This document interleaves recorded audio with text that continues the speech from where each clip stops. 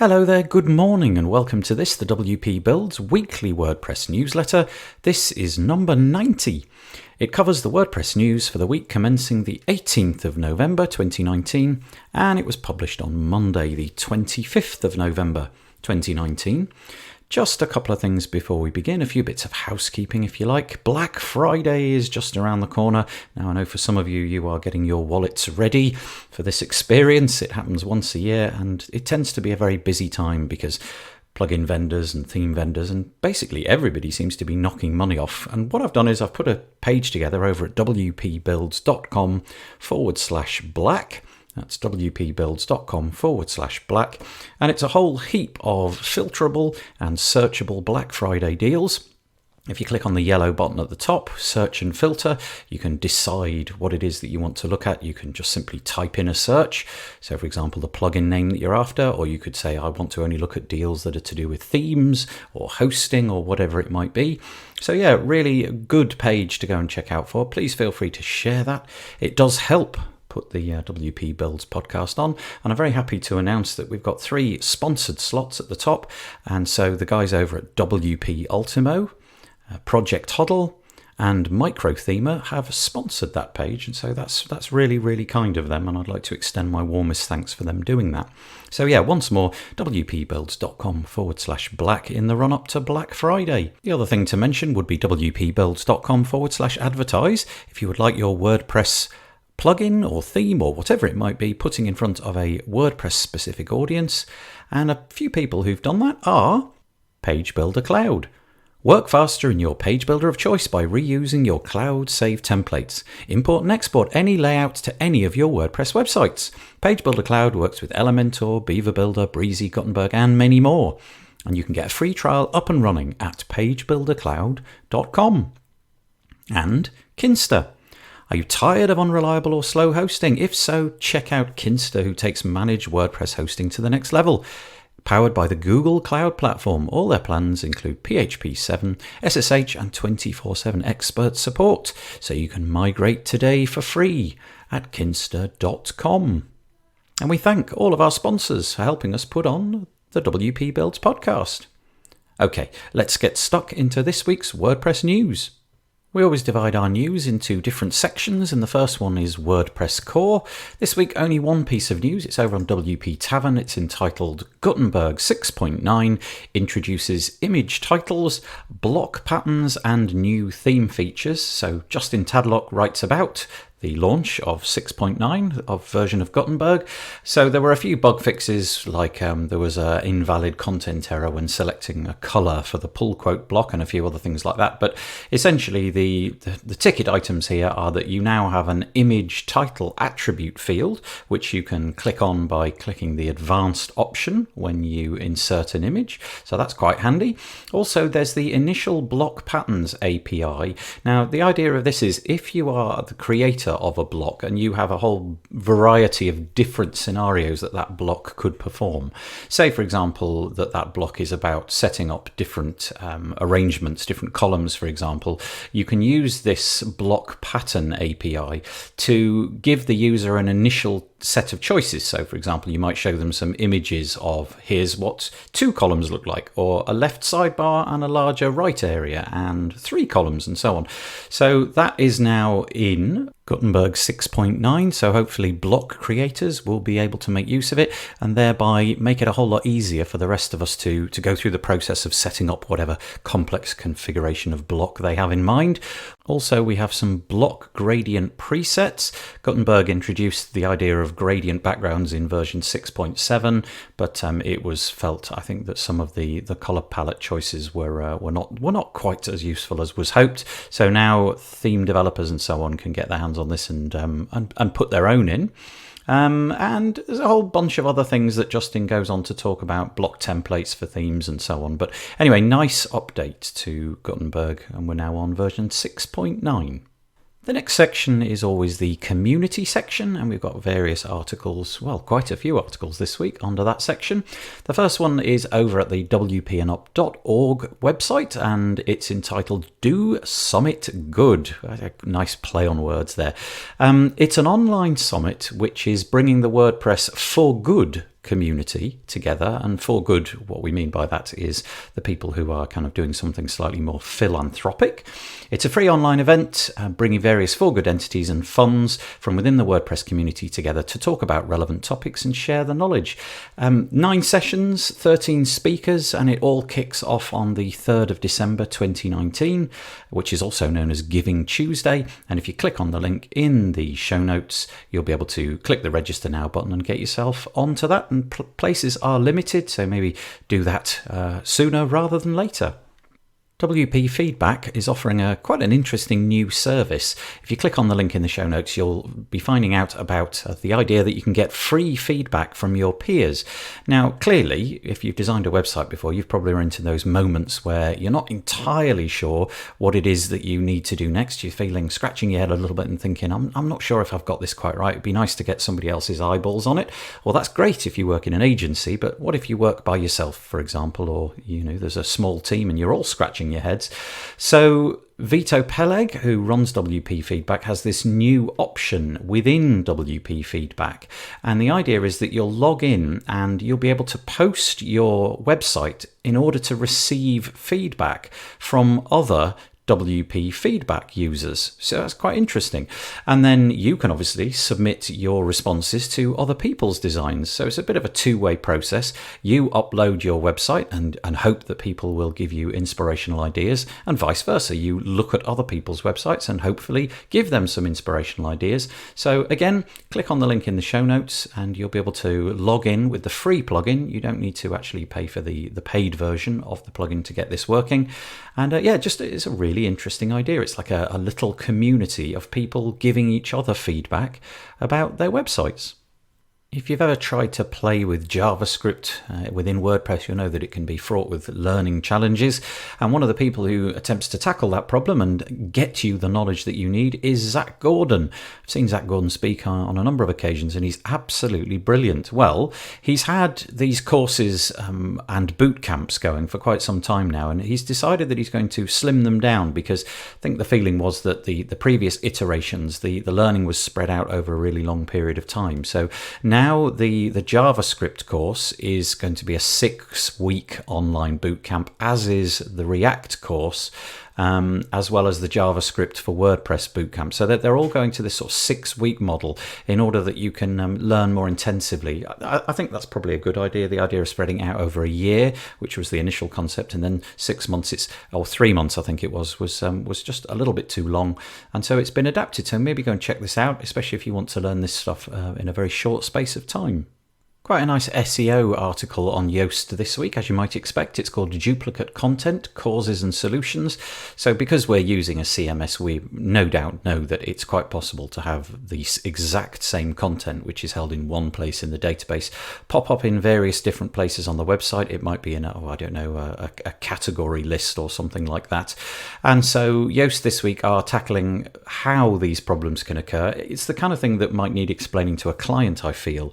So the idea that they might not understand the concept of how the URL works and so on, and URL parameters and things like that. And then it goes on to explain the idea of canonical URLs and how you can really solve these problems. I would say this is kind of a little bit client facing friendly, perhaps not, perhaps it's the sort of thing that you ought to read to yourself. But anyway, it's a nice article and it explains this somewhat confusing problem. And obviously, you don't want Google thinking that you've got 2 pieces of content when in fact you've literally only got 1.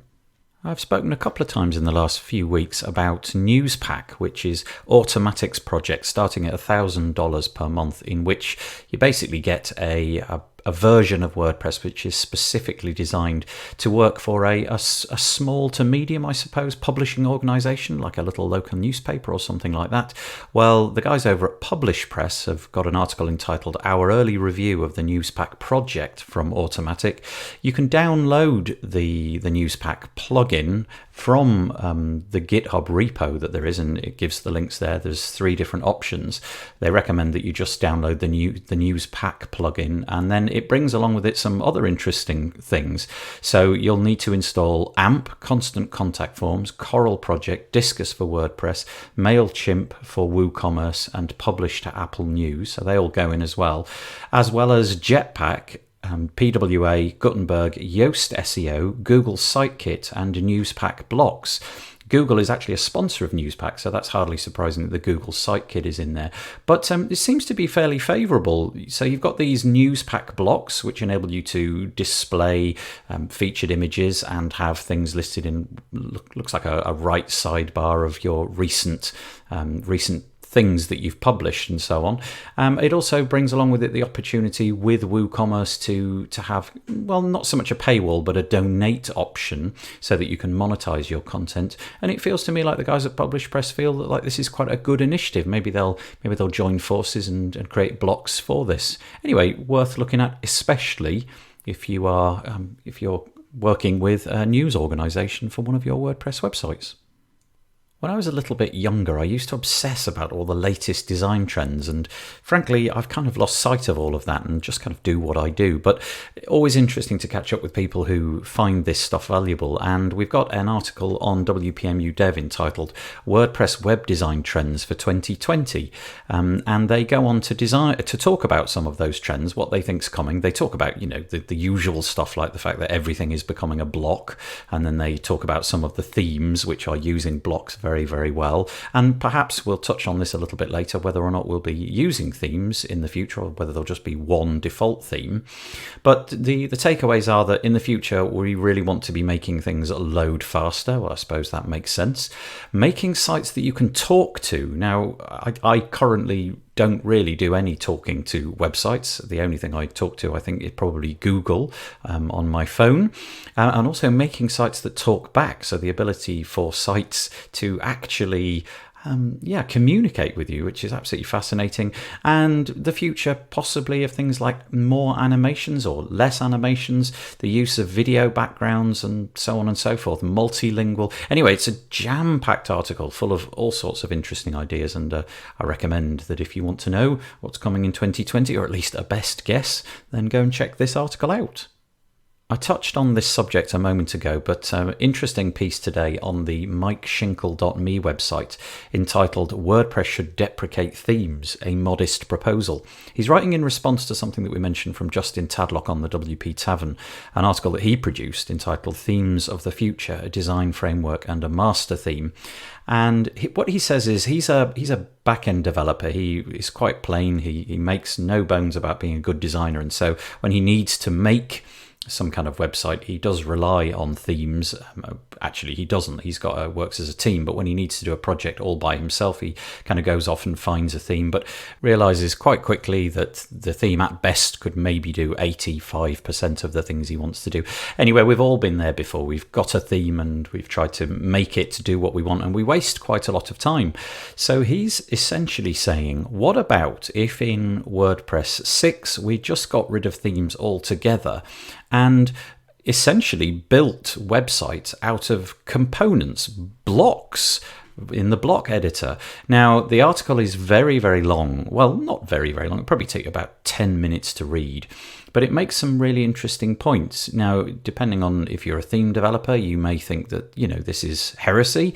Or he's making the point that there might be an opportunity to actually earn more money by producing a whole range of blocks, which in total, if you were to buy a particular component block to do this one job, like header, just buy a header or just buy a footer or something like that, then it may be that adding all those bits up, you actually end up spending a little bit more money. Okay, so clearly this is going to be confrontational. Clearly it's not going to suit everybody, but I would definitely say it's worth a read, and I can certainly see this future happening should the WordPress community will it to happen. Now, we mentioned Black Friday at the top of the podcast, but this is an interesting one. Elementor, it's a YouTube video. Elementor have got a really interesting take on Black Friday. They don't do marketing by half, do they?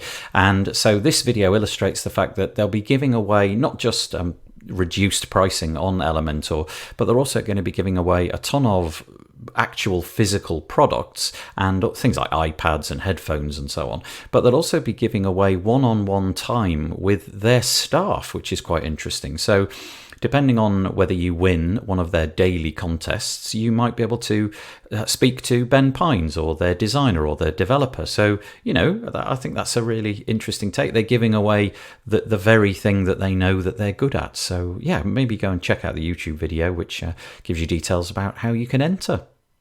Okay, let's talk about plugins and themes for a little while. We've got 6 or 7 articles, and the first one is from Microthemer. They've put together a drag and drop CSS grid creation tool, and it's sublimely cool. Sebastian Webb is the guy behind this, and if you click on the link, you'll go immediately into an online demo of how the tool works. Now, the nice thing is, if you're not familiar with CSS Grid, then the idea is that you can create a demo, or you can play with it with the online demo, and it includes the instructions in the demo, so you can fiddle with the instructions. Now, there's an overview button at the top in the menu, so you can actually watch some videos that he's prepared as well, or you can just get stuck straight in by looking at the page that automatically defaults and use his instructions. So, for example, it says click the target button, then click the grey border of a container, and then the green plus icon, and so on and so forth. In other words, he's going through how this tool works. Now, out of the box, it supports Gutenberg, Elementor, and Beaver Builder, but it's really interesting. It's super powerful. I was really impressed. I followed the instructions and then started dragging things around, and the whole page that he'd created changed before my very eyes, and I was able to drag things over here into 4 columns and change the order of the columns just by clicking and dragging. So yeah, really, really recommend checking this out. It looks fabulous. The next one is over on Project Huddle. They've released version 3.8 of their plugin, and the feature that they want to highlight in this one is the fact that if you're using Project Huddle to streamline the client communications between you and the client, often if the project is going along at a quick rate, the system, Project Huddle, might generate a whole ton of emails. Well, now, if you go to Project Huddle Settings, Emails, there's the option to create summary emails. So rather than go out immediately, you can say, okay, a summary every 5 minutes at most, or 30 minutes at most, or 3 hours at most, and then you get a summary email with all the bits and pieces listed instead of one email each time something happens. It will contain a summary of project approval status, new comments, tasks assigned, approval activity, tasks that were resolved, and so on and so forth, and that everybody can kind of opt into various different types of emails as well. There's a little toggle update preference option as well, and you can do daily and weekly reports as well. So yeah, really nice update over on Project Huddle. The next one is over on the Brizy website. It's all about their Popup builder, which has achieved status of 2.0. Now, the idea of this is that Brizy has created a fully integrated pop-up solution where you build all of your pop-ups completely in the page that you're currently working in. There's a video which you can click. It says watch the video on the page, and it's about 3 minutes long, and you can see just how it works. So it's kind of got everything. It's got templates for every scenario you could imagine. So it might be sign-up forms, or for videos, cookies, features, newsletters, subscribe forms, and sales stuff, all of that. They're all included, and the ability to have them so that they are global and you can set the conditions upon which they appear. It's all done with a drag and drop interface. There's literally nothing that you need to do. You'd never ever need to leave your page. So yeah, it looks like a really, really nice solution. Go and check it out. A few weeks ago, we talked about how Toolset had decided that they were going to use the block editor as their way of creating views in the future. They're not getting rid of the old way of doing things, but they're making this kind of like the first way that they would like you to do it, I think is fair to say. And there's a video over on YouTube. If you click the link, you'll get to the video called Displaying Fields in Your Block Editor's Designs. And it's talking about a kind of a list of people that they wish to show. And it goes on to explain how you can essentially, with the block editor, go and put in custom post titles, custom post images, and custom post URLs onto custom buttons, all within the block editor. Adjust the number of columns that you want to show. And the whole thing took about, realistically, I think when you should practice, you could probably do the whole thing in under a minute. Yeah, very nice. Every single thing done as custom blocks created by Toolset in the Gutenberg interface, and you can see all the options for, moving the images around, scaling things, changing the URLs, and creating a custom color for the button, and so on. And yeah, it's really nice. I think this project's really heating up, and maybe if you've not used Toolset, things like this will make you look at it again. Smart Slider 3 has had or is about to have an update to version 3.4. What they've basically tried to do with this update is to get rid of a load of the things that they felt were sort of getting in the way. So they're describing it as reshaped, redesigned and reborn. You've got a nice new dashboard with a lot of the stuff that they say they've cut off the unnecessary functions and UI elements. So it's really simple to see what's going on. And in terms of the slider itself, a massive facelift on the slide editing experience.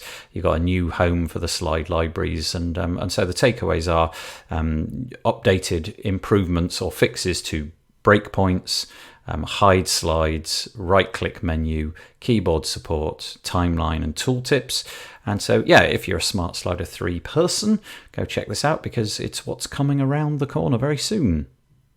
There was an interesting post in the WP Builds Facebook group recently all about why you might want to use custom fields, and the person posting, I forget who it was, kind of was trying to work out what the reason for it was, and so quite a few people chipped in and talked about, reusable content and so on and so forth.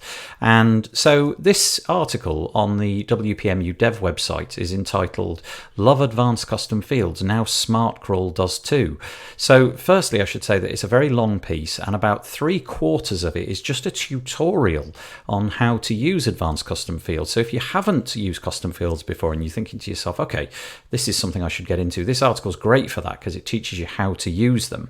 But then it goes on to say that that is to say WPMU Dev's SEO plugin, which is called SmartCrawl, was not configured to work with those advanced custom fields, but now it is. SmartCrawl Pro will now support advanced custom fields, which is quite nice, and it goes on to explain right at the very bottom how they play together, what it is you need to do, where you need to go to find that, what settings to change, and so on and so forth. So yeah, that's nice. If you're using SmartCrawl, now you can use ACF with SmartCrawl too.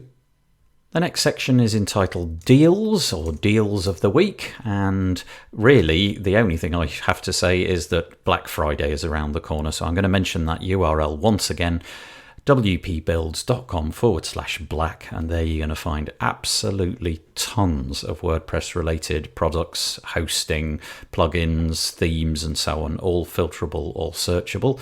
And I am using affiliate links on that page, and it certainly does help to put on the podcast. If anybody feels that they would like to go to that page and click on those links before purchasing, I would really appreciate it. wpbuilds.com/black. A very, very light touch on the security news. I've only got one article for you this week. It's on WordFence. It's called High Severity Vulnerability Patched in WP Maintenance Plugin. So if you've ever heard of, used or deployed WP Maintenance, then maybe go and read that article. It's certainly worth checking out. The self-promotional bit, the WP Build self-promotional bit, David and I put out a discussion podcast last Thursday called Are We Boring? Slightly clickbaity title. We're talking about Brian Thomas's Watertight Marketing book, and we've made this into a bit of a series. And today we talk about, whether or not you've got an emotional connection. Does your brand inspire people to be interested? Have you got something which really sums you up and defines you in opposition to all of your competitors? So that's what this particular podcast was all about. I also have a section entitled Jobs, and I've got one for you this week. Very quickly, if you're into blog writing and creating emails, InkSub, who are the people behind WPMU Dev, they have a post for you. It's entitled, the job is simply called Blog and Email Editor, and if you click on the link in the show notes, it will tell you all about what that job requires you to do and what perks and benefits you get. The last section is always, we call it nothing to do with WordPress, or, not WordPress, but useful anyway. And it's all about the fact that, now this should be interesting, I think, to most of us. I've always considered the .org domains to kind of feel a little bit like non-profit, charitable, doing good. Well, it turns out that Gizmodo report this week that a private equity firm has actually bought up all of the rights to handle .org domains. The company is called Ethos Capital. Let's hope they do have ethics behind them.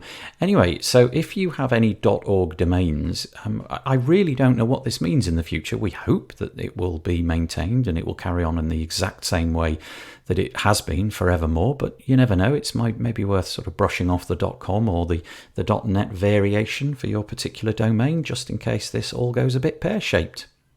Okay, that's all the WordPress news I've got for you this week. I hope that you enjoyed it and find it useful. The WP Builds podcast was brought to you today by Page Builder Cloud.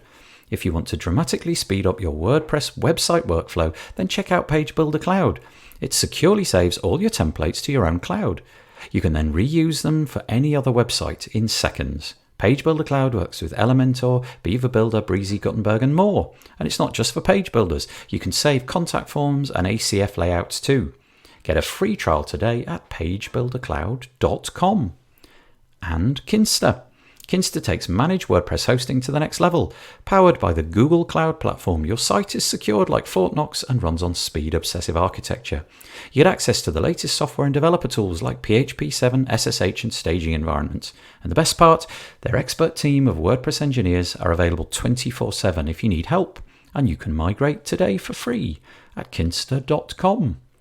And we do thank our sponsors for helping us to put on the WP Builds podcast. Okay, join us next Thursday when we'll have a regular podcast episode. Join us back here next Monday when we'll do the next version of the coming week's WordPress news. But also, don't forget wpbuilds.com/live, 2 p.m. UK time. We have a live version of this news, joined by some notable WordPress guests, and it's always a little bit of fun. So wpbuilds.com/live, or you can find it live in the Facebook group. And don't forget wpbuilds.com/black for those Black Friday deals. Bye-bye for now.